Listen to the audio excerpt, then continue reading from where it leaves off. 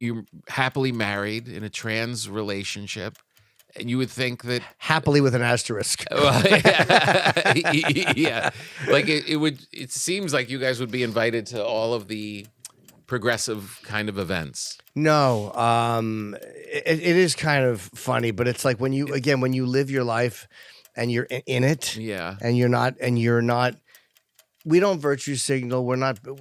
We just live our lives, and Right. like Yeah. you understand. Oh, every group has people that they want to represent them and people that they don't want to represent them, and we're just not the two, because we don't check all of the other. talking point boxes. We don't say the same things that they. Whatever. Right. I'm associated with a lot of people that they don't like. I don't care. But I'm happy to be married, and I have fun with her. And I like that we are not, in a way, a predictable parody of what people would think our life is. It's breaking bread. Welcome, everybody. We have a very special episode today. It's our 300th episode. And our special guest is my dear friend. It's really, it lined up perfectly. It's a thrilled Jim Norton. Thank you. I'm very happy to be here. You look great. I like my hat. I would have worn this with no irony. I just like it. Let me just to the side a little bit. Oh, man, that's really amazing. I like that, yeah. I mean, this way, it's like, it's got like an urban feel. Are we wearing these the whole episode? Really, no, you can take them off immediately. All right, I'm going to wait 5 to take mine off. All right, thank you. Congratulations on your new special, Jimmy. Thank you, Tom. Thank you. It's so good. Oh, thanks, man. Appreciate it. We went to dinner last night, full disclosure. Yes. Jimmy and our wives went out on the town, and which is so funny because it was fun. You come to LA and you're like, what's a good place to eat? I'm like, I don't know. When you live here, it's just I go to the comedy clubs and then go home. Yeah. And you got me out of the house, so thank you. I was glad you guys came. It was fun. Yeah. And I let you know a little bit last night that how impressed I was with your special. Thank you. Unconceivable. Thank you. On YouTube. Yeah. And it really, I watch a lot of specials because I've got the Netflix show, sure. and we have a lot of comedians on here, and you're so good. Oh, thanks, Tom. Your writing is so great that watching your special made me love the craft of stand-up even more. Because there's so many people that call themselves comedians and they're doing different things and crowd work shows or whatever. It's all great. It's all funny, whatever way you want to do it. But as a purist, as a great just stand-up comedy set, you're the tops, kid. Oh, thanks, man. Thank you. Yeah, I was happy with how it came out. I mean, you know how it is. You watch things you do and you're like, ugh. But this one I was like, okay, it moves well. It's what I wanted to say. Fast. And I burn the material, and you know how as soon as you're done shooting, you just start over. It feels so good to be done. Yeah. How long was it developing that? That one it came out in June, and I'm going to shoot another one in January. Whoa. I want to shoot. That's fast. Yeah. Well, I shot like a year before, so it would be like a year in between shoots. Okay. Which is fine. I mean, I just get sick of the jokes. You know how it is. Yeah. Yeah, I know. 2 years, but you also don't know. Sometimes you got other stuff going on. It could take a couple of years. It used to. I would always do, but now I'm not doing radio anymore. So I'm on the road constantly. Yeah. There's no more. I have to get back for this. Yeah. So I have to go on the road for the money. You did the Sirius XM show for 20 years. 20 years, yeah.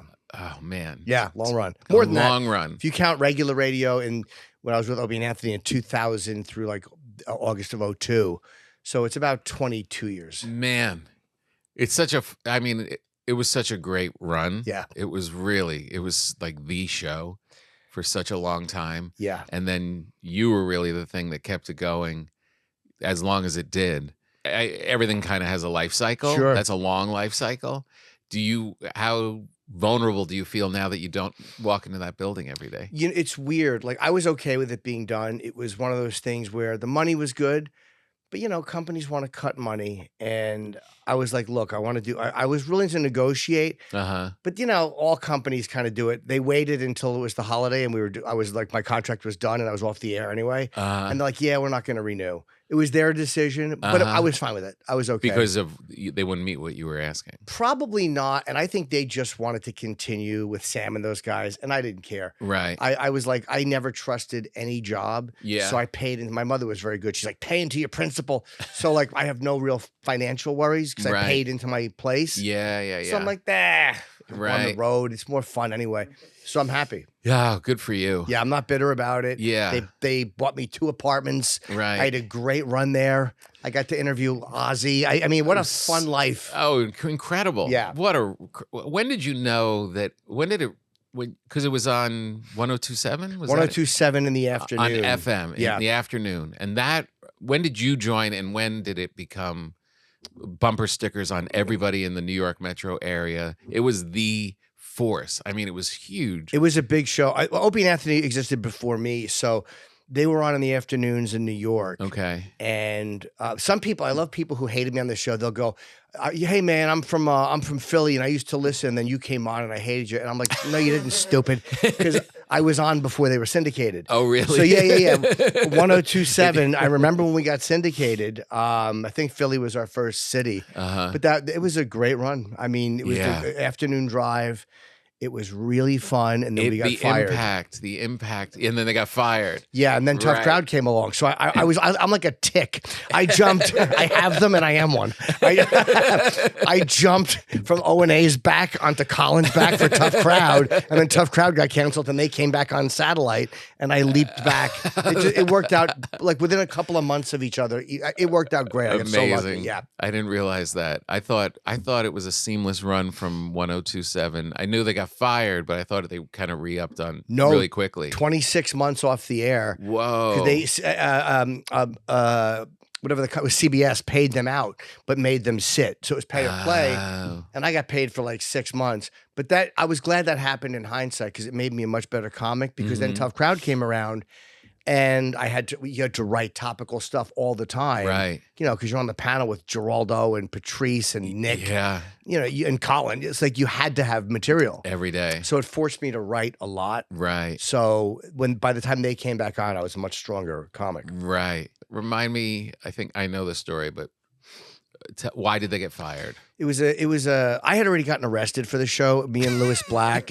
We were on the Voyeur bus, which was a bunch of naked girls on a bus. It wasn't an O&A stunt. Louis and I just went on the bus to kind of call in and report what was happening. It was someone else's bus. Yeah, they were called the Voyeur bus. There was a bus with giant glass windows, and there was a bunch of naked girls on it, topless, Christmas rush, flashing people. No. It was insane.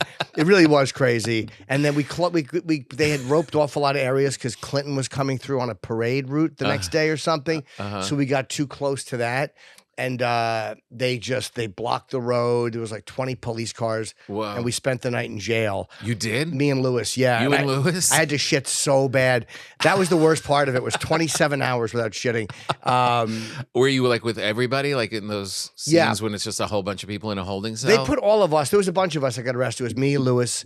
It was people from the O&A show that were already. That was when Opie said to me, just come in whenever you want. I wasn't hired yet. Right. And then, so when they did Sex for Sam, which is what they eventually got fired for, I said, I'm not going to go out and do anything outside the studio because I've already been arrested. So I'm like, I'm staying in the studio. Was that the first time you were arrested? Yeah, when I was a kid, maybe for like being with the wrong people, but I don't have a bad track record with the cops, but that was the only time. So we wound up, they were having sex all over the city for points. Like you would get this much. Oh, listeners would. Listeners would. Right. They would have sex and then call it in. Yes. And then they would get points. Like we did it in a bathroom of whatever, of a bar or whatever. We went to like, you have to go to a New York landmark and you'd have this, and the 2-point conversion was anal.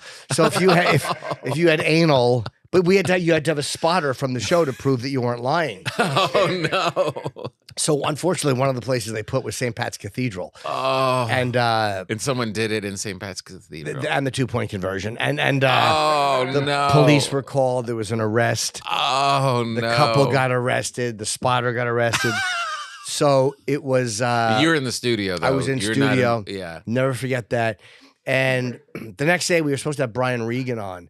And I remember Regan canceled because it was getting so much bad press. And the Catholic League came after us. Oh my And God. in fairness, we should have not been fired because it was a sponsored event. The company knew we were doing it. I thought you were going to say, in fairness, we shouldn't have had people doing anal in the St. Patrick's Cathedral. Sure, that was, I mean, that's kind of the unspoken, that was a dumb move. But they shouldn't have fired the show because literally it would have blown over. Everything blows over. Right. And it was such a non-thing. Yeah. And the company sponsored it. They had, it was Sam Adams beer. That was the Sam in Sex for Sam. Oh, no. Sex for Sam Adams. Oh, my God. So those guys sat for 26 months. And I just went on the road and did Tough Crowd. Right. Yeah, but it was And so how many years was that? 22, a little over 2 years of break. A little over. No, I mean, that before it got canceled. That you were a regular. I started going in around maybe July of 2000, and we got fired about 2 years. It was so big. I mean, anyone in the New York Yeah. metropolitan area, the WOW bumper stickers everywhere. It was just the thing. It was such a cool time. Yeah, I miss it a lot. Yeah.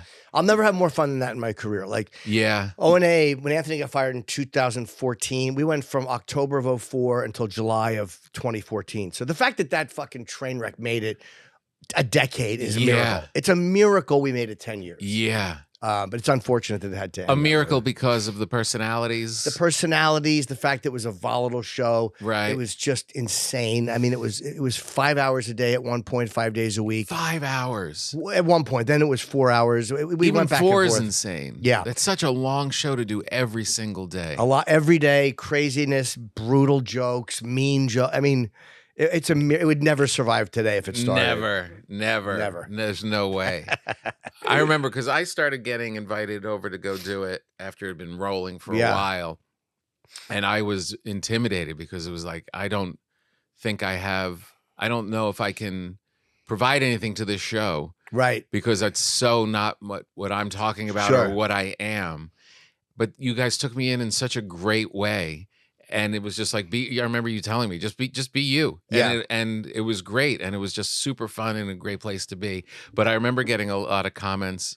I would either get comments of, I love when Tom's on the show, or I would get comments saying, why are you ruining my favorite show? Yeah. And I didn't mean to send those, but no, that's how it was with everybody. It's like they just like to complain. They would complain about Opie. They would complain about me. They'd complain about Ann. It was what it was. Yeah. But as long as you came on and you were just yourself, because you're funny. So it's like, that's all that mattered. Yeah. It was when guys would come in and do bits. Oh, no. Like, you ever talk to someone who just does bits in conversation and you're like, no. what do you think? I don't see what you're doing.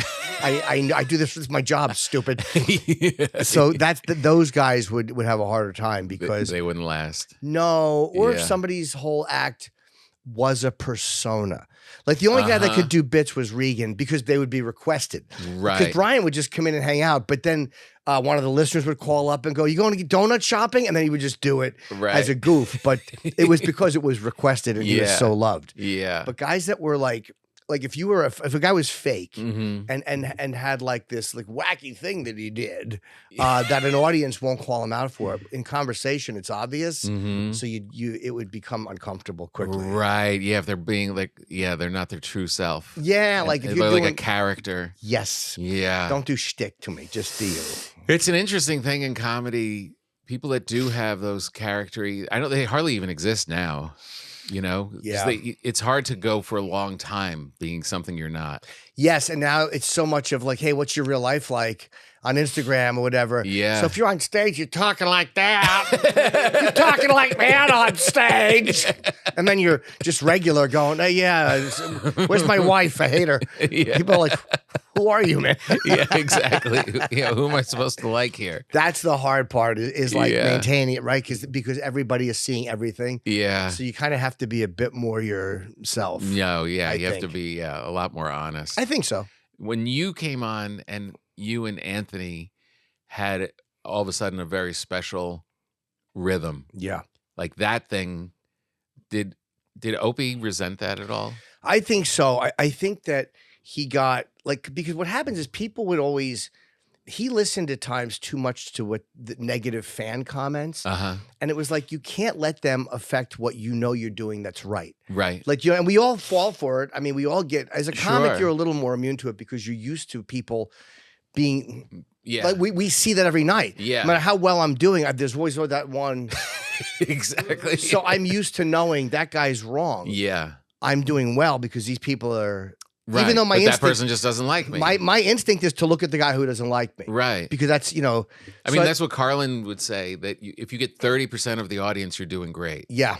Which is, I'm pretty humble on his part. 100%, yeah. But that fact that you're not going to please everybody. You're not. And at times I think the negative comments from people, he would believe or listen to. And it was almost like we weren't thinking that. Like, Right. I wasn't thinking that. I was like, no, he's got to be, it's his show. Like, Yeah. And I wasn't saying that to be nice. Yeah. I would always think, like, why are you listening to these fucking idiots? Yeah.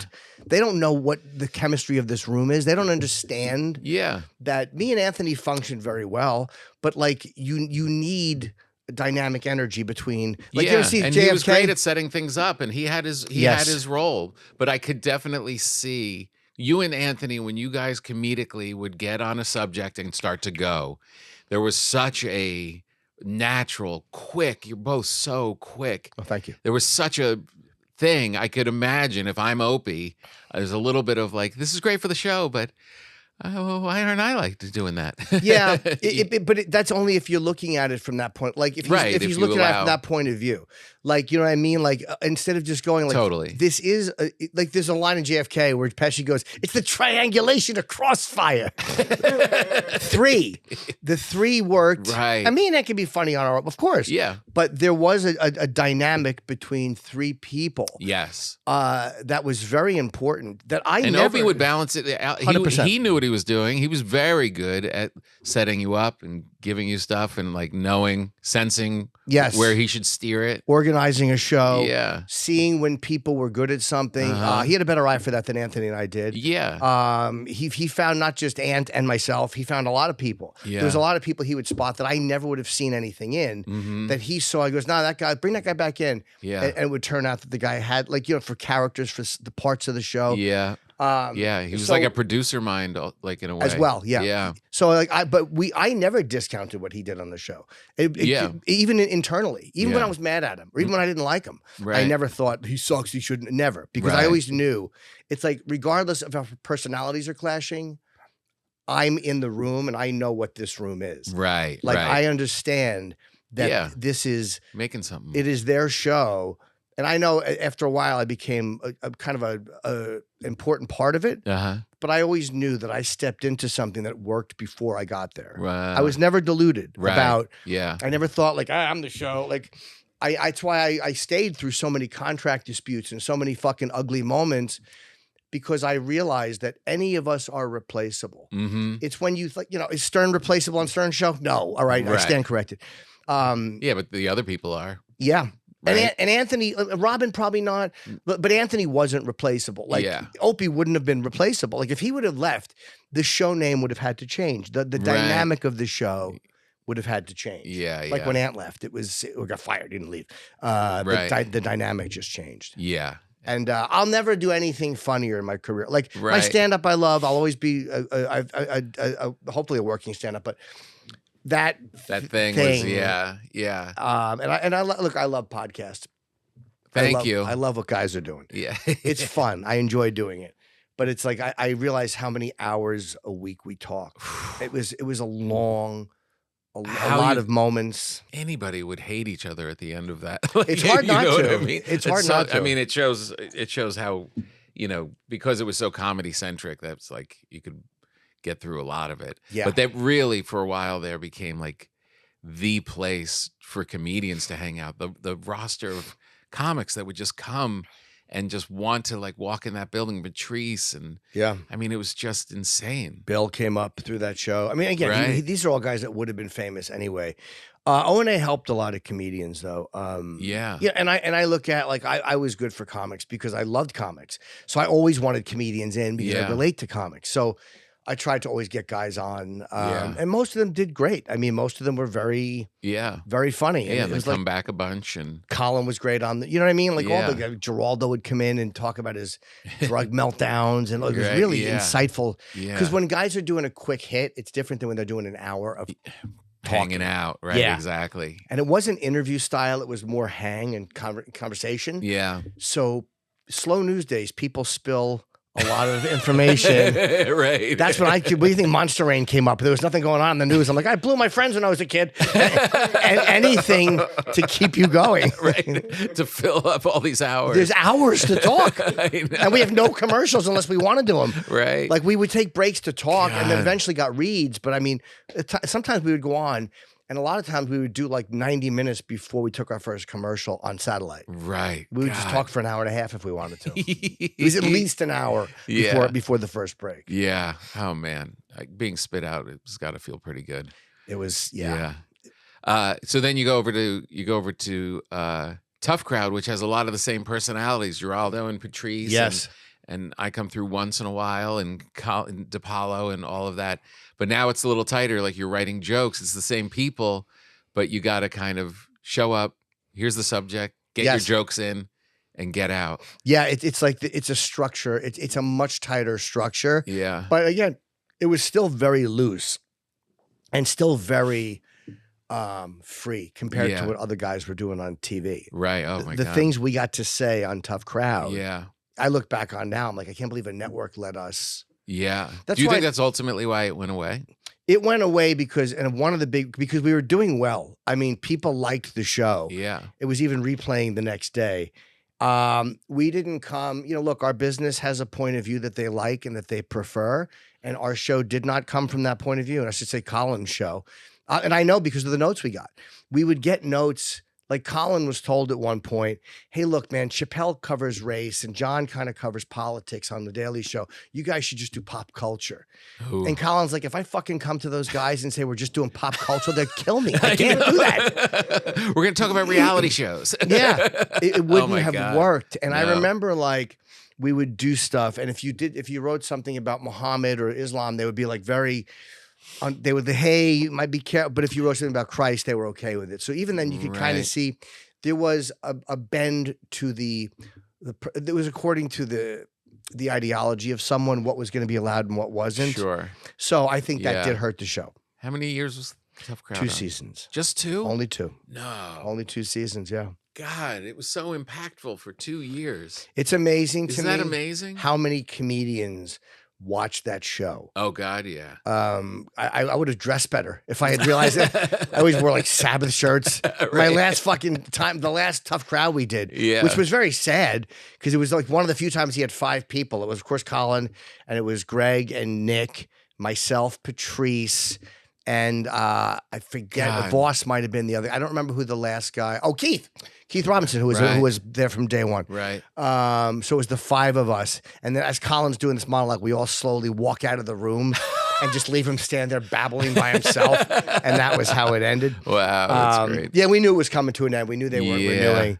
But Oh man, but it was that's so frustrating. Yeah. 'cause Remember the first run at it was on NBC with Lauren Michaels. I did 2 of those 3 episodes. The Colin Quinn show. The Colin Quinn show, which ended up being what Tough Crowd was, but we did it at NBC, and I came on as a writer. I would be with Yep. Colin writing, and T-Shawn Shannon. That's right. I love it. He was on the first Tough Crowd Yeah. pilot. Right, and we were writing and stuff, and on the Saturday Night Live set.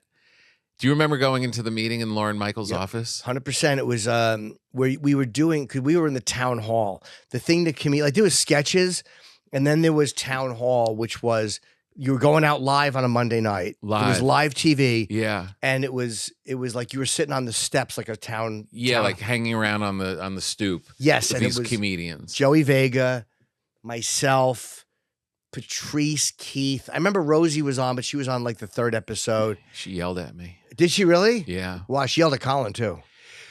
They were doing a sketch about it was going to be like Who's Afraid of Virginia Woolf, Yes. you know, with Elizabeth Taylor and Richard Burton, and it's like this really volatile, you know, family drama, yelling, screaming thing.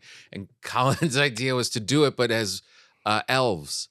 So she was a little elf, and they like the chairs and the couches and everything was gigantic to make them look small, and that was the premise, but they were still working out the script. Sure. It wasn't really ironed out yet. And she shows up and was like, well, what are we doing here? What is this? And I'm like, well, we're working on that. And she like turned on me and she's like, you're working on it? Well, get your fucking act together and like just really like let me have it. And I'm like, it wasn't even my thing to run. I was just there. And I was like, oh man, she's mean. Rosie, you were right. He should have had it ready. You were right. He's wrong. It was kind of a badge of courage, like a badge of honor. Sure. Like, I got yelled at by Rosie. I think she got mad at Colin too. There was something like she had just come out. And there was something happening about a couple where she was supposed to be yelling at him. And she's like, I just came out of the closet. Like, I forget what it was. It might have been that sketch. Yeah. But she was very nice to us in the town hall thing. And there was a woman. That's what bothered me. Really? Yes, I remember because she was really nice to the comics because she thought, well, I'm with comedians. And she didn't know I was a comedian because I had a clipboard and was running around as a writer. And that really bugged me. I was like, no, I'm one of them. These are my friends. Yeah. You're talking to me like I'm one of these dipshits. Right. I'm funny. Yeah. Well, the funniest part was everybody was just young comics, just degenerates. Yeah. Don't give a shit about Rockefeller Center or anything or Saturday Night Live. This is why none of them will be on Saturday Night Live. They just want to be comedians. They did not have their eye on anything else. And the same, Lauren was running the show. So the same way that he ran SNL, where you would bring the whole cast into his office, everyone would sit around and he'd go through the show. That's right. And start critiquing things. And no one took it seriously. Most of all, Patrice. Do you remember this at all? No, I don't. You don't remember this? No. Lorne Michaels is there and he's giving his notes, and this guy is, Lorne Michaels, and everybody's like listens to what he said. But now you've got these like the kids from the bad class. Yeah. And Patrice is going, What, Lauren? You got notes for us? You got notes for it? Look at him over there eating his popcorn. And everybody starts roasting Lauren to his face, and he couldn't get control of the meeting. I don't remember that. I wish. And I remember it was so funny. We're all laughing. He's frustrated. And I was like, not one of my friends is going to be on SNL. Never. And Zucker, who was watching, will not pick this up. And he didn't. Jeff Zucker did not pick up the show. No. Which I thought was a dumb move. But yeah, I remember that. Patrice was very different. Me and him had an argument on that set because he just, like, I was trying to get something past standards and practices. And so I was talking to the woman and he was just standing next to me, just calling me like a suck up and a fucking, just shit talking me. And I was so annoyed. I'm like, would you shut the fuck up? And we just had a big argument. And I think Keith actually had to mediate. Oh, really? Yeah. And then when we were getting Brazil, getting hookers, me and Keith had a big argument and Patrice had to mediate. There was always one of us that would kind of, mediate these volatile personalities. But I remember being very annoyed at him because I was trying to get something done with this woman and he was just sitting there berating me. Yeah. Patrice was just too honest. He couldn't help it. Yeah. He was just too, there's no way. I mean, it would have been interesting to see how he navigated if he was still around. Well, he regretted, it's funny. I remember we did, I forget where, I think it was on the set of Furry Vengeance, which let's be honest, he gave that director a hard time. Furry Vengeance. Yeah, it's a Brooke Shields, Brendan Fraser classic about the talking animals or whatever the fuck. I never saw it, but me and Patrice were in it. We played construction workers, right? I remember. And he would ridicule the director. We had the same manager. I'm like, Jonathan, he's gonna get us fired. He was such a real comic, though. Couldn't help it. But he regretted certain things. Like, he was just a guy. Like, he started apologizing to people for things he had done that he felt like I shouldn't have done that. Right. And he had a project and there was somebody who was an asshole on the project. Yeah. And I remember we were eating and he goes, I had to say to myself, is that me on other people's shit? Like, he goes, I'll never do that again. Like, he recognized when he had something, someone was being difficult. You're fucking somebody's, like, it was just you know what I mean? Like everybody else. Clarity. You get that through an experience. So yeah, he would have navigated it like all of us have, and he would have had his things that he pushed back really hard on. And sure, he would have. I mean, and a lot of it when you're coming up is fear. You know, you want to be accepted, and you don't want people to say you're not good enough or whatever. So you hit them first. You know, that kind of thing. But he had such a smart way of looking at the world. Like I would love to see how he broke down what's happening now. His opinion on things would be so interesting. Him and Geraldo. Yeah. They just had I mean, you're that way too. Colin's that way. But those two guys, because they're missed, and we just knew these guys would have a take on whatever was happening in a very unique, special way. Yeah. And that they both ended up passing away. You can't help but miss them daily when you walk in and you see comics trying to figure out a new subject or what's going on. And if those guys would have just been laser focused. Yes. And you know, again, both of them were health things. Could have been avoided for how long? Who knows? You hate to see that. So young. It's like the price you pay for that great brain is that you're also compulsive in other areas. Yeah. But Geraldo was 2010 and Patrice was 2011. It just passed actually the anniversary of his death in November. It was Greg's birthday yesterday. Was it really? Yeah. You had a really beautiful Instagram post about Patrice the other day. Oh, with our pictures of us? Yeah. Yeah, those pictures were so great. Yeah, he was so great. The juxtaposition of giant Patrice next to little Jimmy. Yeah. Just at the cellar, like hanging out. It was just so sweet. It was heartbreaking. Yeah, I remember we did a lot of stuff together. Like he loved you. He loved you. Yeah, we were very close. We taped HBO together, like not the same, but the same run of 10. They did 10 half hours. That's right. And I remember being on this. I forget what we were doing, but we were there together. And my manager took I have a lot of photos with him. I'm just kind of hugging his arm because he was such a fucking giant fuck. A lot of funny moments in Brazil, and he was just a fun guy to be around. Like he was a really fun dude. Yeah. With that very famous video of him laughing in the Opie and Anthony studio. I'm sure you've seen that. Yeah. Where he's got that, where he literally collapses to the floor laughing. His laugh was so great. And it was legit. Like I only saw it a few times. Oh yeah. I made this bread for you, by the way. You know, it's funny. Your bread is, I've never tasted your bread. I know. Because it's hard to get it to New York. And that's very good. And I hope you, I don't know if it'll make it home. You're going to have to eat it before, I think. Probably. We could always order some butter from room service. Yeah, and a nice knife. Ask for a serrated knife. Serrated knife? Yeah. And, we'll have a nice salted butter. Last night we went to dinner in a nice place here in Los Angeles. How am I at dinner? You're very good. You're good. But I've eaten dinner with you so many times with the Comedy Cellar people that like I know you're a good dinner hang. But this is couples. This is like the four but it of was us. I knew you'd be good. Like I knew you would be good. I knew Cynthia, I know a long time. I knew would be good. Nikki is always the question mark. Will she get drunk? Will she say something that I'm behind under the table?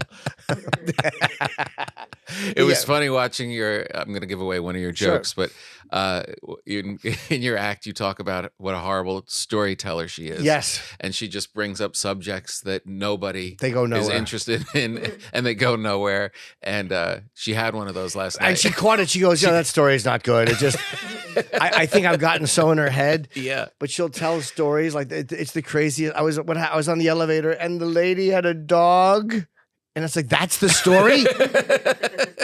I forget which one she told last night, but I didn't even. It was just short, but I could see her catch herself after I just watched the special. And she was just like, she caught herself this one's going. Yeah. You know what her favorite thing to do is, and she goes on Facebook, and she's not a mean troll, but she likes older people's Facebook groups, and she'll just say a little something to get them riled, like where they're talking about recipes, and she loves when they get mad at her for talking about how that recipe doesn't look good, or but they're minor trolls. They're not hurtful. But knows it's gonna stir shit up. Oh, she's like they fall into it every time. Yeah, that's her weird little hobby. You guys have a really funny way together. It's really so funny. Oh, thank you. Yeah, you seem like you've been married much longer than you have. It feels like it. Yeah. How long has it been? We've been married since coming up on 4 years, but we know each other for about 9. We dated, then we broke up, and then we've been back dating, like we started dating again and stayed together since February of 2019. Wow. Okay. Yeah. So we're going on 6 years, right. Consistent. Yeah. And yeah, we just get along pretty well. We argue, but we get along well. Yeah, it's like it's like an older couple. Yeah. Which is so funny. That's how because she's an old biddy. She's an old soul. She's an old lady. That was Cynthia's first thing that she said when we really? got in the car. She goes, yeah, Nikki's an old soul. Like she's, you you meet people that just have we didn't realize how young she was. I know. Yeah, she's 28. Yeah, and she's got a lot of life under her belt. She does, and she's very much, which is nice too, because she's not looking to go to clubs. That's not her vibe at all. Yeah, right. She likes like really ritzy places with a bunch of old people. I love that. Me too, like a gentleman's dining establishment. Right, exactly. Yeah, like last night was perfect. Yeah, that's her speed. So back to me, how was I? Excellent. And Nikki loved both of you guys. Oh yeah, she did. Good. She said it was really fun, and I don't bring her around everybody. It really is such a thing. I commented on it at Thanksgiving. We had like 13 people. Yes, but everybody was funny. Everybody was a good storyteller. Yes. Everybody had good timing. That makes such a difference when you're gathering. And that was so like last night. It was like, of course, we're gonna have a blast. Yes, because everybody knows their spot and knows when they're getting in and getting out. Yes, you know what I mean. And I know you guys long enough.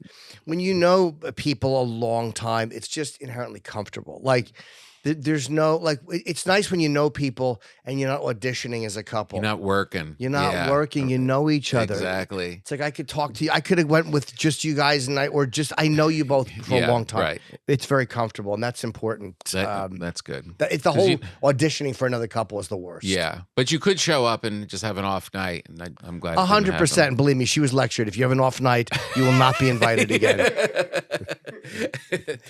Should I have tried harder to pay? No, I wouldn't. I won't do. Okay, Ralph. Not TV history. Let me get it. Okay, Ralph.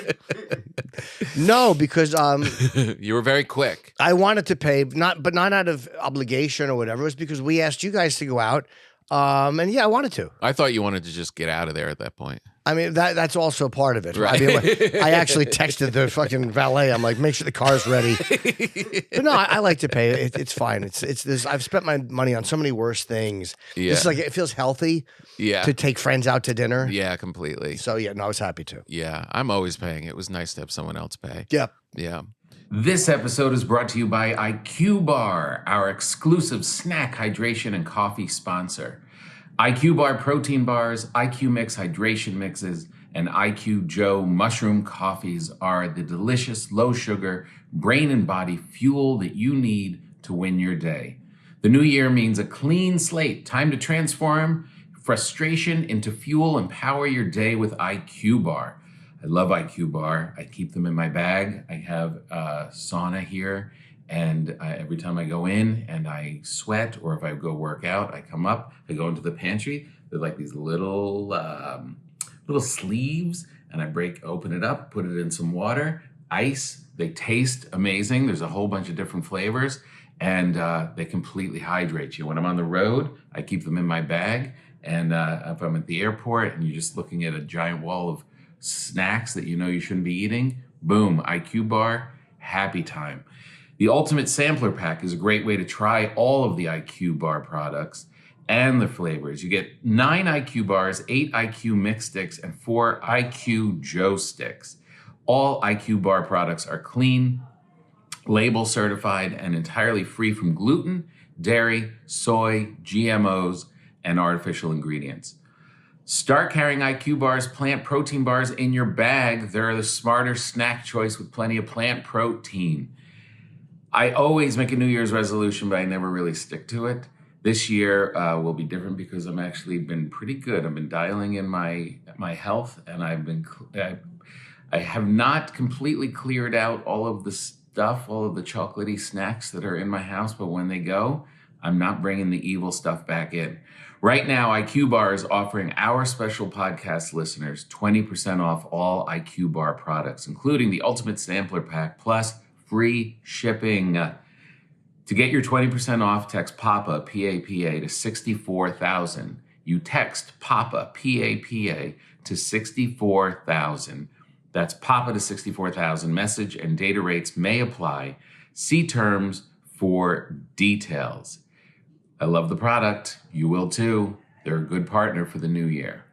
We'd like to thank the good people at Factor. It's a new year, big goals, no time to cook. Factor makes it easy with fully prepared meals designed by dietitians and crafted by chefs, so you can eat well without the shopping or the cooking. And I would add also better flavor and probably much better than some of the stuff that you make. Here's the thing, you end up in a rut.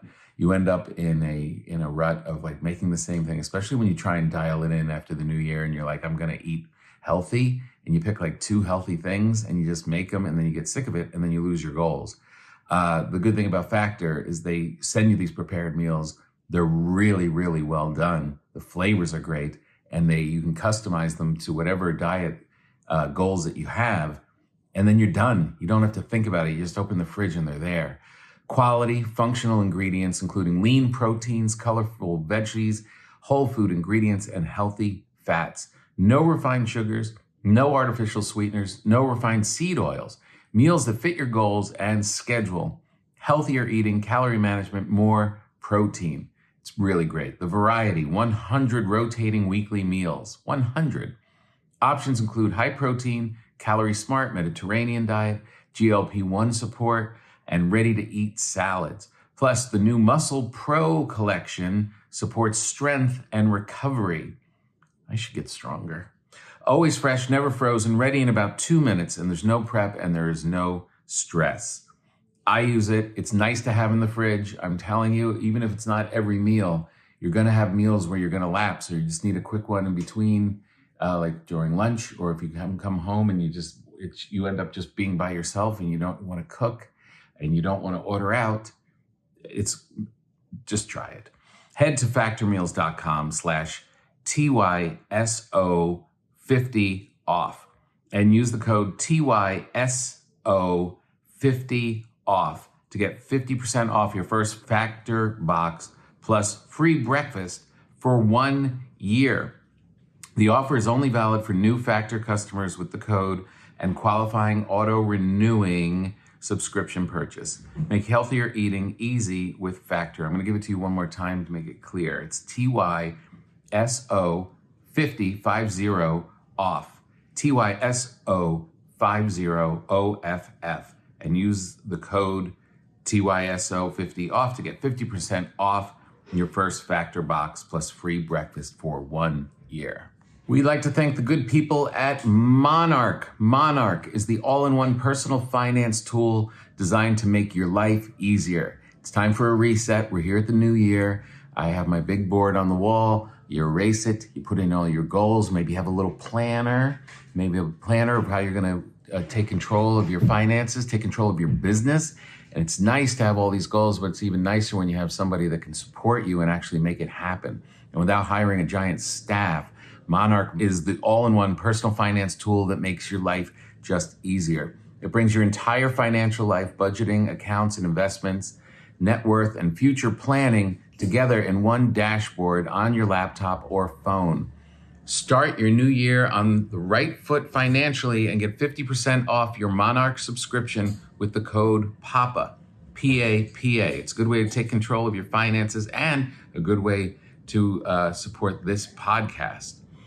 Monarch, unlike most other personal finance apps, Monarch is built to make you proactive, not just reactive. Monarch's new AI tools are built on Monarch Intelligence, the core infrastructure that powers the app. Monarch Intelligence is a system trained on authentic collective wisdom of certified financial planners and financial advisors. It's a way to put it together and use it 24/7 access to your financial coach, accessible from anywhere in Monarch.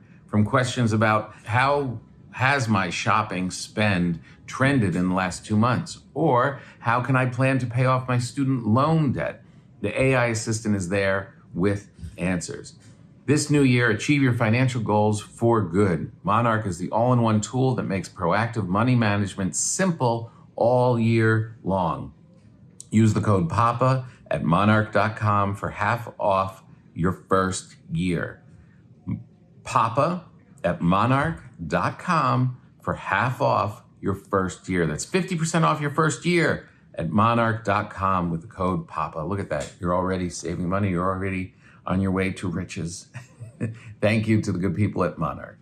And now back to the show. You've been struggling flying lately. A little bit since the pandemic, I've gotten worse again, but I'm better now than I was. Like I started lecturing myself about just shut up. I was so annoyed because I know I could give you all the stats. I know it's safe. Right. I know what turbulence is. Yeah. I know it's not like it was bad yesterday. Like we were coming over over the Rockies. Yeah. And it was rough. But I'm like, this is not what is scary about it? It's a control issue. Mm-hmm. Plus, you don't want to fall. It is a control issue. But I'm like, I have no control over this. Yeah. So I've been trying to let go of control a little bit, and I think that makes it a little bit easier. Interesting. I'm afraid of heights too, though. So I have a natural inclination to be afraid of flying. Oh yeah, yeah. But I used to be great with it. Now I'm like better. I had a couple little, not anymore, but like I don't know, 5 years ago, I had a couple claustrophobic moments. Sure.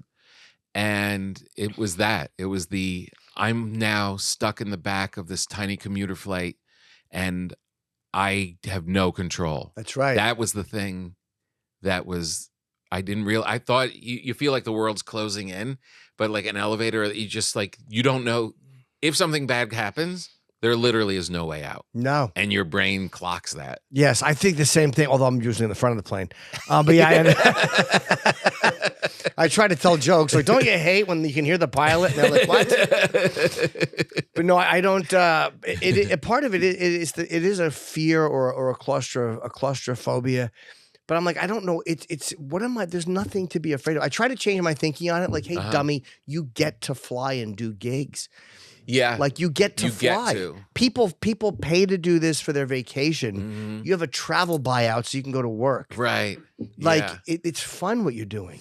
Yeah. Well, why do you think that helps? Because you should be grateful? As opposed to dreading it. Like enjoy that this is what you're doing. Like this is what I'm doing. But you're not dreading the going to do the gig. You're dreading that we might fall out of the sky. That is a frightening part. But I talked to Mark Norman and I'm like, you don't mind? He goes, I love it. I like to I don't do anything. I just get in the car. They take me to the airport. They take me and he's right. Yeah. Like you don't have to do anything. I just got to sit there. It's really true. I got to sit there like a fucking, eat fattening food while a skilled person, a man takes, while I'm taken to, I know it's safe. What am I scared of? Yeah. I get that logical thing that annoys me that I don't. This is how dumb I am. I was working with Louis recently in Toronto, and he flies private sometimes. And we were flying after the gig, a private flight back, but there were horrible storms on the East Coast. And so I knew it was going to be a rough ride, or it might even get canceled because there were big winds. Right. So I said, I'm going to rent a car and drive home from Toronto. But you can't rent a one-way car. So I paid a car service to drive me 2 hours from Toronto into Buffalo Airport. And I got the car and drove 8 hours. Whoa. And I talked to Daniel Simonson, and he's like, yeah, it was bumpy, but it was fine. And I'm like, what the fuck did I do? And I talked to Louis afterwards. He goes, yeah, we were up and down. And I'm like, what am I doing? Yeah. I'm like, you coward. What do you just... Yeah, like if the pilot and the air traffic control all say it's okay, what is little Jimmy Norton doing chiming something in for? Statistically, that is 1,000 times more dangerous. A stranger driving me to the airport and then me driving tired through the mountains. Was this when we went out to dinner in New York that day? Oh, no. This the Del Frisco's, was that? No, because I flew home... Oh, maybe had I flown home the night before? I remember just hearing that you had driven a long way. Maybe it was if we ate on a Sunday. Yeah, it probably was that I had driven home the night before and gotten in that morning. Yep. I realized that's why you were in this long. I also ride. wasn't. I also had something I had to do, and I didn't know if the flight would get canceled. There was because they were actually an hour delayed because of air traffic. So I'm like, you never know. I was afraid of getting stuck there, and we didn't check out of our hotels. The tour manager goes, just in case the flight doesn't go. Right. So it wasn't totally out of the realm. But they said the pilots texted and said, no, we have no other concerns. It's funny you go from that airport to a Buffalo airport to get a car. And by the way, the car they gave me was a Ford Explorer, which is a rear-wheel drive piece of shit. And it was raining, so I was hydroplaning the whole way home. Driving from Buffalo. Yeah, and hydroplaning. I didn't know Ford Explorer is a rear-wheel drive car. I was furious. I'm like, why am I hydroplaning in this giant vehicle? So yeah, I hated it. Oh man! But I won't do that again. That was so stupid of me. It's interesting to catch. You still go to therapy? Not as much. No, I probably no? should. But no, I haven't. Not a while. Because you went for a long time. I did. I mean, I always kind of like, I tap out on therapy, like I do it, and then I feel better, and then I'm like, I have nothing to talk about. Right. You know, we did our fucking meeting. Right. But I'm still sober, so there's still meetings. Right. Now I'm just trying to. I asked because you said like it all of a sudden came upon you that you were struggling with it, you know, after COVID, and like there's usually something going on. Like I was trying to trace why am I claustrophobic for the first time in my life, and maybe I don't know what it was. I never figured it out. Did it go away? Yeah, for the most part. I had to get in the third row of an SUV. We were going to the Hollywood Bowl with some friends, and it was a small SUV, and they wanted me in the very back seat. Sure. And I sat back there for 5 seconds and was like, nope. Oh, really? I'm not sitting in the back of that control thing. I'm like, whatever, and what's going to happen? But I still was just like, I'm not going to be able to breathe back here. I get and that. And I was with people I didn't know. Oh. And I literally freaked out and started just like dove over I'm like a grown man, like on my back, crowd surfing to get out of the car. And my friend was like, that was weird. I'm like, yeah, but I need to sit in the front seat. Yeah, I don't love that stuff either. I get car sick, but I get annoyed at I remember like recently it got better because I was flying actually down to do, I think it was in June because I was going down to promote on Rogan. So I knew I was going down there for to promote the special. And we were hitting really bad turbulence. And I knew it because I have a good app that tells me. Oh, yeah. And I'm like, you fucking shut up. I was looking out the window the whole time. I look at the wing. It's so just focus on the wing. Dude, I'm just sitting there with my neck craned for an hour and a half looking at the wing. And I'm like, you coward idiot. Close the fucking shade. It's none of your business what's happening out there. Fucking mind your business. Right. And I haven't opened the window on a flight since. Yeah, just watch a show. I can't do that. I need to have the I need to hear the announcements. What's he saying? Our flight crew be seated. Really? You're all control. You have to be focused the whole time. Yeah, I have Louis' book. I was reading that, but then we hit some turbulence. I'm like, no, I can't. That's a good excuse not to read it. I have, yeah. I'm like, yeah, I can't. Lou, I tried to read it, but it was, come on, Colorado. But I was just I get so annoyed at how easily. I've read that that's because of trauma and like you can, and I think like we talked about this last time. I think it was Paul Verzi actually, who was saying that you can do this laser therapy where you kind of put trauma back where it belongs in your brain in the right area. Because this is all like it was somebody else I talked to too. It's all of this. You're always on guard, and that comes from weird childhood shit. Like the danger. Your sensing of danger goes off way too fast. Right. Like, you know what I mean? Like if we're riding in a plane and we hit like a minor bump, and I mean just a teeny, I'm like, okay, like it's happening. It's like it registers as an 8.5 instead of a 1. Because when you're a kid, something went down. Absolutely. It puts you on high alert. Yes. And believe me, a lot of those stuff has been locked away for a long time. But I don't know exactly what it is. Right. But it's but just being aware of it, does that help? Like that, like, there's like that back pain, Sarno back pain thing. Like you don't have to know what the anger is in your life, but just recognizing, the anger is why I'm tensing up and why my back hurts. Just saying that helps. Yes, it does help to know that I'm like, what am I doing right now? Like, you're not scared. Right. This is not scary. Right. It's uncomfortable. It's annoying, but it's not like you're in a car, you bounce around more than this. And this is just not, no commercial airliner, Yeah. maybe in the last 40 years, Yeah. has been brought down by this. It just doesn't happen. Right. I know. And you've been helping me lately, and something Anthony said. I had Anthony on my podcast, and he doesn't give a shit what's happening. If a wing falls off, he's 9 bourbons in, he doesn't care. But I said to him, I was talking about it. I'm like, you don't get scared? He goes, no. And I'm like, why? He goes, because fucking nothing ever happens. And I just keep thinking of that, because fucking nothing ever happens. It's really true. It really doesn't. I know. The story is so we were in basic. bad turbulence. What happened? Well, we landed. We're fine. I got nauseous. You only get hurt if you're walking around. Like, that's what all pilots say. Buckle up, stupid. Right. Yeah. So there's no danger. I know that in here, and it helps a little bit. And if something were to go wrong, it's so big and dramatic. Yes. Falling from the sky with 300 people, it's such a big thing that it's drama. Of course, it gets all of our attention. Of course. Growing up as a little boy in New Jersey who loves metal and stuff, and you were kind of like a little metal rat. Yeah. With your little t-shirts and your hair and all the stuff. Where in your head do you compartmentalize, or what place do you put, or how do you explain that you eventually are friends with Ozzy Osbourne? It's crazy. Like, I remember one time I was in, and Ozzy would sometimes, I got his number. Like, I knew him for a while, and I knew he liked me.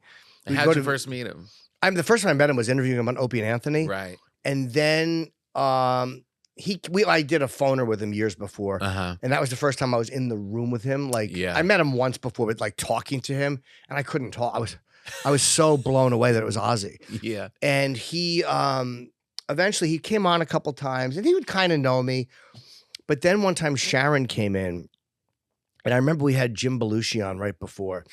And she was a little nervous because she was a Howard person, and Opie and Anthony had strife with Howard. Right. So she said to Jim Belushi, "How are those guys? Are they okay?" And he's like, "Yeah, they're nice guys." So she's there, and she's a little hesitant just because she doesn't know us. Right. And Opie actually goes, "Jimmy is your husband's biggest fan. He'll never let anybody badmouth Ozzy." And I think that relaxed her a little bit. And I showed her my picture with Sabbath that I met at the Rock and Roll Hall of Fame. And she's like, "You ought to get that signed." And I'm like, "Yeah, I should."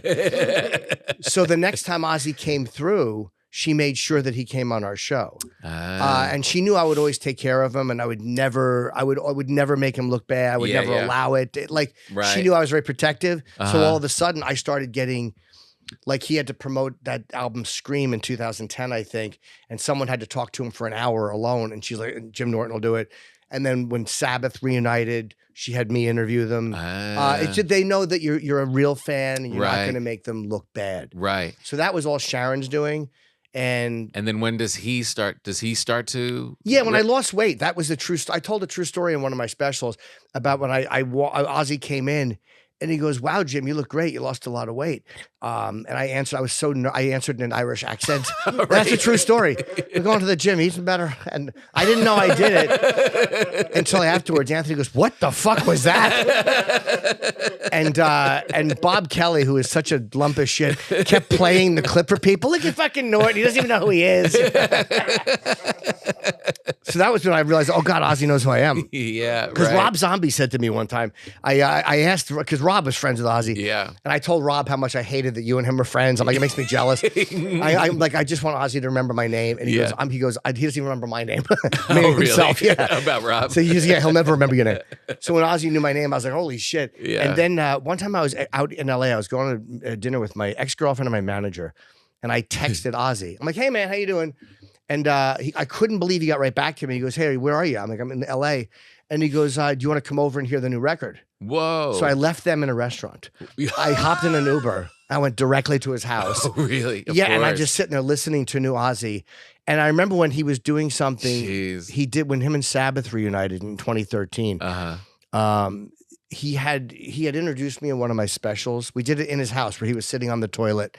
And I had him into camera which I knew I was going to play at the venue. Uh-huh. I'm like, please welcome Jim Norton. I had him do that with his pants down on the toilet. It was just great. Amazing. And it was in his house. Yeah. But Sharon goes, why don't you play some Sabbath for him? This was when the new record was coming out. So Ozzy took me into his studio and he was playing End of the Beginning and God is Dead, which were new Sabbath songs in 2013. Right. So I was like, what the? I'm in the fucking Ozzy's house. Me and him are just sitting here and he's playing new Sabbath. Like, that's so crazy. You never get used to it. No. You never get used to it. Yeah. But I've met everyone You're I've ever still like the kid in Jersey, just like, I can't believe I'm in here. My whole thing was just be cool. Like, don't be annoying. Don't be annoying. The key with relationships like that, like, and you know, you're good friends with a lot of really famous people, is like you have to let a relationship like that breathe. Like, you can't say, where he didn't call me back. Like, you just he's an icon. Right. Like, I got to know De Niro a little bit because we did a couple of things together and he knows me and I knew he liked me and we email. And I'll email him, and when he gets back to me, he gets back to me. Like, there's no, like, what the fuck? You didn't get back to me. Like, sometimes it's 2 weeks later. Right. Like, you can't ever stress and think that you're going to be number one in somebody's. Be cool. Just relax. Yeah. And if he never gets back to you again. Yeah. It was like Florentine has a great outlook. He's like, you never should have been there to begin with. And I'm like, you're right. That's really right. The nerve of me right. to be able just to call De Niro Bob and have him not spit in my face. Literally, if life was fair, I'd go, hey, Bob. And he'd go, shut the fuck up. Right. So you don't stress and don't try to make the relationship more than it is. Don't think you're going to make those people number one in your life. Right. And don't try to always have impact. Just be yourself. Yeah. If they like you, they like you. You know what I mean? Like that's the hard part to remember. But yeah, it is hard. I did my first little movie part was in Analyze That. That's right. With De Niro. And I was the whole scene was with De Niro across from this jewelry counter. Yep. And I got to spend the whole day, Harold Ramis directing and Robert De Niro doing the thing. And I was just like so excited and, you know, whatever. And 5 years later, 6 years later, I run into him at a party. And it wasn't a very busy party. Yeah. It was just, and he walked in. It was like a New Year's Eve thing.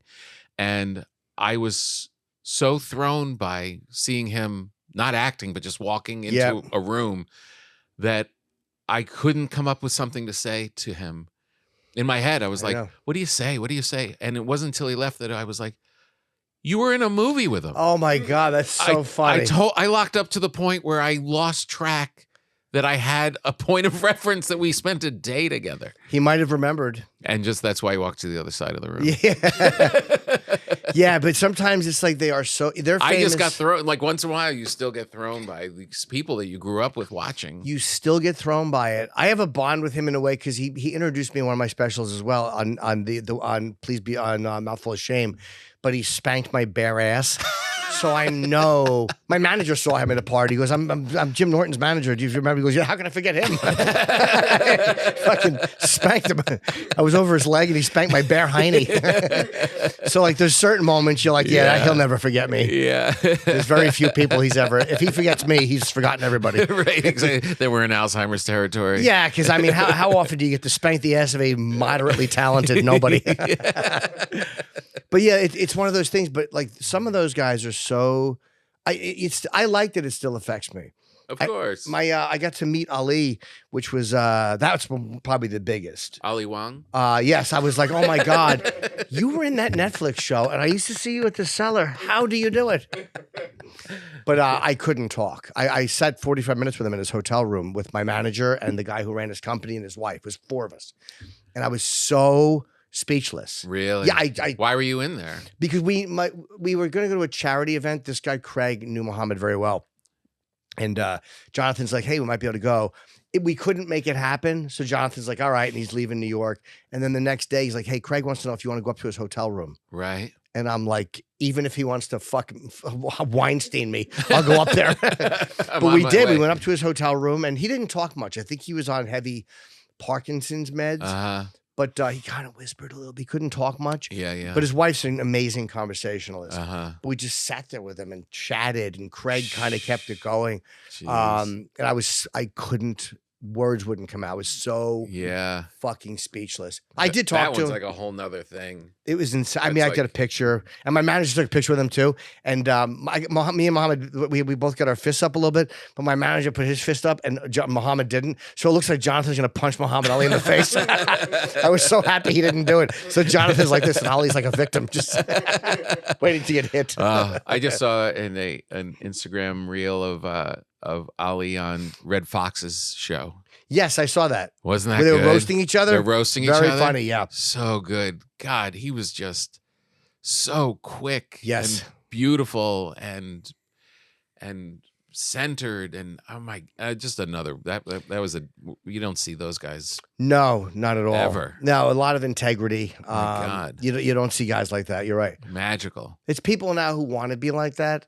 And they're trying too hard to do something they think gives them that image. Mm-hmm. Sometimes people are genuine, sure, but he was just, I mean, check every box. Yeah, you know. Yeah, a lot like Keith Robinson. Yeah, right. Kind of, yeah. Exactly. Float like a brick. Oh yeah. I know that Keith is very jealous. I met Ali too. That makes me happy too. Yeah. That he didn't. That he never got to. No, they wanted nothing to do with him. Damn it. And his opportunity's ruined. God damn it. Yeah, that one. By the way, Keith, it's amazing to me how funny he is. Like he doesn't complain at all. 2 strokes. It's hard for him to get around. Never fucking complains. Never. It's really insane. I know. But he complains about everything else. Right. Everything else That's he true. bitches about. Yeah. He complains about, but he never feels sorry for himself. It's insane. Like, it is insane. What's really insane too is his special after the strokes was so good. Yeah.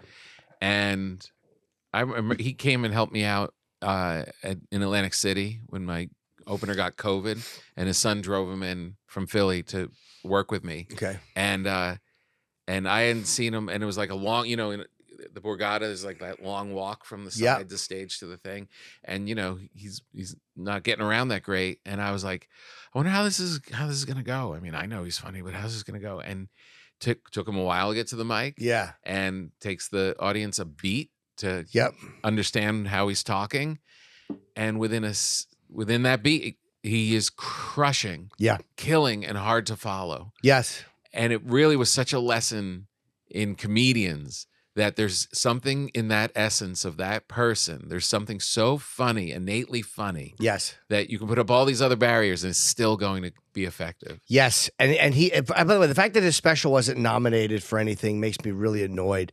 Like, they nominate specials so much, and then here's a guy who no one has done what he's doing. No. And the fact that it didn't get nominated really, because I was at the premiere of it, it was great. Right. And this was last year. Yes. Yeah. He and I just worked with Louis together actually at the Beacon, and I had to go on after him. So I followed him because I told the audience he was faking it. Right. I'm like, this is not real. He just wants you to clap for him. Yeah. And that worked. Yeah. The nominations, though, there's so many things. I know. Like, right now we're going through all like the lists and the things and the whatevers, and a lot of it's checking off names that are familiar and that didn't get it last year. Yeah. Or they haven't seen any of the specials. Like, oh yeah, we know him. Yeah, I know that name and that kind of thing. It doesn't mean anything. His special was so. It was good. Great. Yeah. Not as good as yours.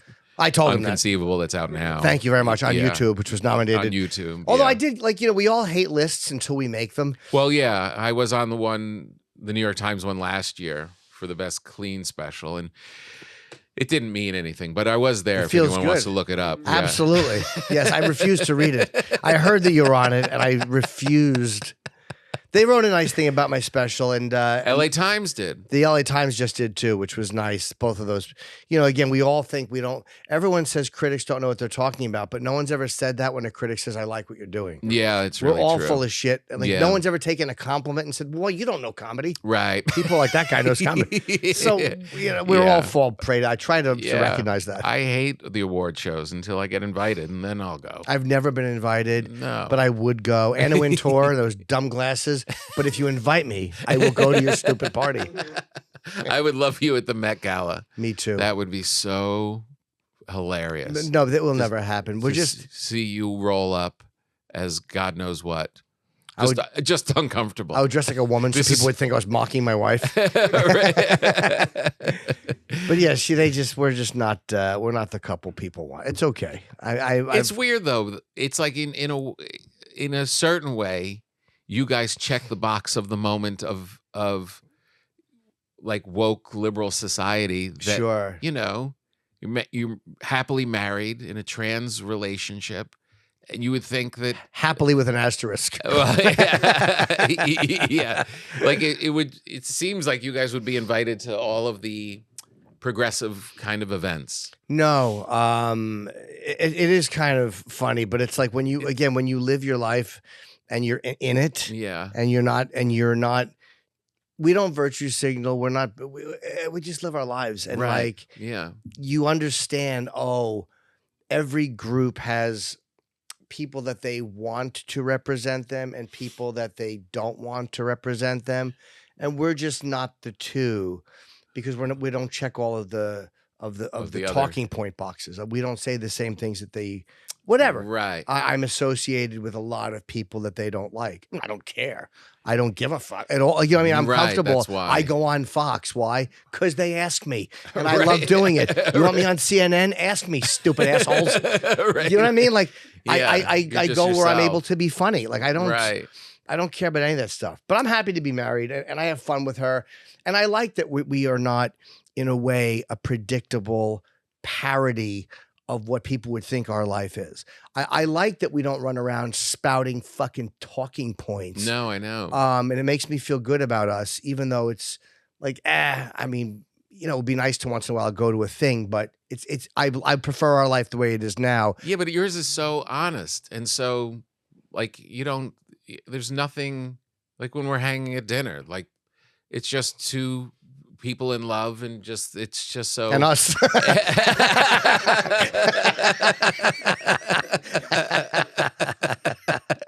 Yeah, maybe that's what it is. But it is. I mean, you don't see people that are like really walking the walk. Like, Right. You guys are just like completely living your lives. Yeah. And it's because you're not putting on airs about it, and in certain ways, it kind of gets ignored by the people you think that would herald you and give you awards. But I understand that, and I knew Yeah. that going in, because again, I know what I know what my life is like. I know what my act is like. I know what my take on things is, and I'm okay with that. Like I don't care about GLAAD. I don't care about people that are policing language. I don't give a shit No. about any of that stuff. Like I would rather live the way we're living than be in the group and having to give talking points that I think are fake or bullshit. Yeah. Or this. Right. I don't need you to applaud. Like, yeah. No, it's more, I bring it up only Yeah. that it's not a comment on you and your Mhm. expectations. It's a comment on Yes. that structure. But you're right. And how really kind of hypocritical the whole thing is. Or, it was like the awards. It's like you don't know what people's motivations are behind things, but here's the real genuine article, and that you kind of aren't even like paying attention to it. Right. It says a lot about you. It says it does. And I just did John Marco's podcast, and I love John. I think he's very funny. And a lot of his fans hated me because they're very progressive. And- Really? Oh, yeah. Because I said, I was kind of trashing progressives a little bit. Because to me, conservatives are at least more legit about they like what they like, and you kind of know where you stand with them. Right. Even if it's filled with hate. Yeah, 100%. Yeah. Right. But at least they say it. Right. Like, you know what I mean? They were nicer than I thought they would be, Uh-huh. and progressives were shittier than I thought they would be. Right. So again, and then people were like, he's one of those guys that's in the middle who thinks he's above it. Yeah, I do. Right. Sorry. Yeah. I won't. I'm not beholden to a side. No, I'm not Right. just a person. I have different thoughts Yeah. about different things. Right. Yeah. Sorry. Yeah. So, but they were Yeah. like, he would rather go with the conservatives who don't want his wife to exist. No, I wouldn't. I don't Right. vote for Republicans. Right. I don't hate them either, but I don't vote for them. I know Yeah. that they want to fucking wipe my wife off the face of the earth. Like I know what that shit is. Right. I hate the religious conservatives. I hate them. Yeah, of course. So the fact that people say that is kind of silly. Like I don't Yeah. preach politics. Why? 'Cause Yeah. it's fucking boring. Yeah, Who cares what I think? Yeah. Well, it's what else is very cool, just from the outside and watching it, is that you don't make it primary in your.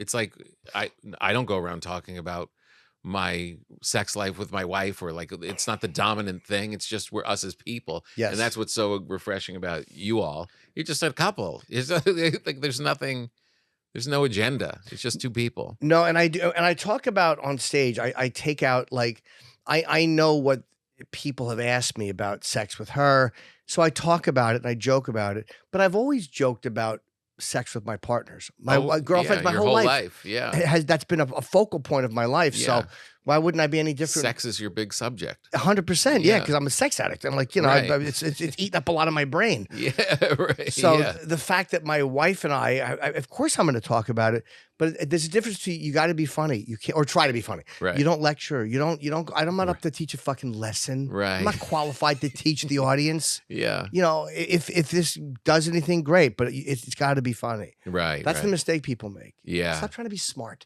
Yeah. You're not the smartest kid in class. I know. Stop trying to fucking impress everybody. Go, oh, well said. And Well said. yeah. Shut up. Yeah. And don't and don't mistake you getting the audience to applaud as confirmation of you being smart. No, you just said the trigger words that are going to garner applause with this audience. I'll take the laughs. You know, it's funny when the guy Jason, I think his name is, from the Times. Zinnemann? Yes, he wrote something a little paragraph about the special. It was very nice. Oh, that's nice. But I felt like it was the thing that, like, when I read what he wrote, I'm like, yes, that's exactly what I want people to take away. He said something about how I don't give a message, but in a good way. He said, like, I'm not messaging, or I forget the word, but I was like, that's exactly how I want people to interpret it. Right. I'm not trying to give you a message other than just, this is what my life is. Yeah. That's what, yeah. And that's kind of the key thing too. It's like, it just should be recognized because it's so unique, but not like hammering, like trying to give any kind of thumb on the scale in any direction. And I'll be the first comedian to divorce from a trans person. Yeah, I know. I can't wait for that one. I have to say, by the time dessert came, I was like, yeah, the divorce special is going to be pretty Oh, good. it's going to be awesome. You know what's the difference? She has a dick, but she wanted half. She's going to get it. The lawyers are the same. No, it's funny. I joke about divorce, but she's like, oh, we're never getting divorced. Like, we're just, what am I going to do? I was depressed when I was single. Like, being married is hard because you're sharing your space. Sure. That's the hardest part about being married, just sharing your space. Yeah, but which you don't really do much of. No. Jim has an addiction, not only to sex, but to Kiss memorabilia. That's right, posters. And I learned from Nikki last night that she's had to give up most of the apartment for your posters and yes, your books, and she's being very gracious. She's very unhappy. Like in our bedroom, we have pictures of her grandparents hanging. It's like whatever you want to do is fine. Even this is how I have one Kiss Meets the Phantoms giant, like an Italian poster. It's an ugly poster. It's in my living room. It's an original. And even Jeff Ross, who loves Kiss, was over recently, and he agreed with her about the poster. I'm like, do you know how bad a poster has to be for Jeff Ross to think, yeah, she's right, that should come down? But I won't do it. I didn't realize how many you had now. It's I thought unreasonable. you had been collecting for years, but I guess I just knew you liked Kiss for a few years ago. I started, and now it's a full-on addiction. I'm an obsessed. It's like it's the way I would be with acting out sexually and all that stuff. I'm not doing that. So it's like, it comes out in other ways. I've gotten fatter. Right. Why? Because I'm fucking eating more. Right. Believe me, every pound is an escort that I didn't get. He took away your halftime, your pastime. 100%. So now I've had to adjust and find other things. You're just eating and shopping for Kiss posters. Yeah. How's the cake? It's decent, but I know how great it would be if I was single. It wouldn't be this. But you have to, online auctions in Japan and anything to keep me busy for the moment. Right. You got to keep that head busy. You get dopamine addicted. Maybe that's why you're scared on planes. Your brain isn't thinking about all the escorts you're going to get when you land. It's just thinking about calling home, and that's a good. Your point. brain isn't as busy as it was. You know, it's funny when Tiger Woods, and I don't know Tiger. I met him once, so it's certainly many years ago. But he gets in trouble, and then his golf game suffers. And I always wondered how much of his golf game was centered around him sending texts and like that dopamine release. Because it is like a little dopamine poke every time, and it balances you out for good or better or worse. And I always wondered, like once that was taken away, did his fucking chemical management change because you're not just tapping the little fucking the little mouse getting the food button, right? Exactly. Or at least even if it's not chemical, just the act of keeping that brain busy. Yes. So then he could just be clear and think about golf. It's a weird itch, and every time you send the text, or every time, and again, it could be for every time I eat a donut, or every time I gamble. Right. It's that little fucking thing. It's okay. Yeah. Settles you down. Right. So, because it's the weirdest illusion. I've said this before, but the thing with addiction is it's not people are like, yeah, it's a bottomless well. And no, it's not that dramatic. The illusion is that your cup is almost full all the time. You always feel like one more drink, right, and I'm good. One more experience, and the cup will be filled, and then I can put it down and walk away. But as you're taking that final sip, a little bit drains out of the bottom, right, and then oh fuck, one more, right, and that's the hard part about being addicted to anything. Yeah, if I just get this one, right, and then you get it, and you're like, nope. Yeah, well, at least you're putting it to good use now. Kiss Posters is a pretty safe place. 100%. Yeah, and I can't wait for me to die and those to all be in the dumpster. She will throw them out immediately. She'll sell the whole thing for $200. Yeah, because she is younger. You're going to die first for sure. 100%. Yeah, probably by my own hand. Thank you so much for being here. Oh, this was great, Tom. Your special's so good. Thank and it was you. really nice to be able. We've known each other forever. Ooh. No, don't put that on. Oh. I'm going to give you something different. Here on our 300th episode, we're gonna give you this crown because you're a very special guest to wind out the year. Thank you so much. God, I feel like Prince Andrew.